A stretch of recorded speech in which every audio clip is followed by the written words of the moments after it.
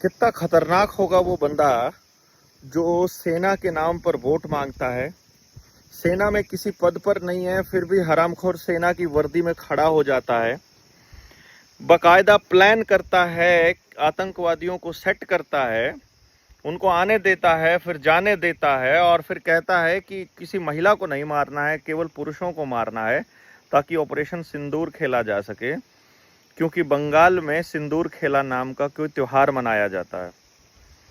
और फिर जानबूझकर ऐसी स्टेटमेंट देता है जैसी पहले दी थी।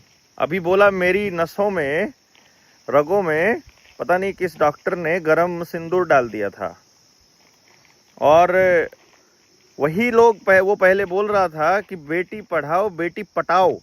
आज तक उस बात को के लिए माफी नहीं मांगी है देश से। आज तक ये नहीं कहा कि मेरी जबान फिसल गई थी और मैंने गलत कहा था। इसका मतलब वो कह रहा है कि बेटी पटाओ।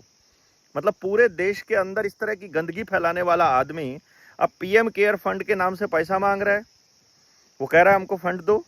सुप्रीम कोर्ट का वो आदेश मैंने साथ में लगा दिया है जब उन्होंने पीआईएल खारिज की थी कि देश का कोई नागरिक जब ये कह रहा था कि भाई इस जो पीएम केयर फंड का पैसा जो है कहाँ खर्च हुआ इसका ब्यौरा दो, तो सुप्रीम कोर्ट ने कहा था क्यों दे बेरा, ब्यौरा क्यों दो, ये प्राइवेट फंड है, ये कोई सरकारी फंड नहीं है, भारत सरकार के अंडर नहीं आता है। ये वैसा ही है जैसे आप कोई सोसाइटी बना लेते हो, कोई एनजीओ बना लेते हो, वैसा ही फंड है ये। वैसा ही फंड का ब्यौरा कैसे मांग सकते हो? और अभी बेशरम फिर से पैसा मांग रहा है उसमें। अभी इनको लॉकडाउन लगाना है ना, देश को बर्बाद करना है, तो उससे पहले पहले लोगों से मांग लो। किसान से अनाज भी मांगा था किसान को बर्बाद करने से पहले।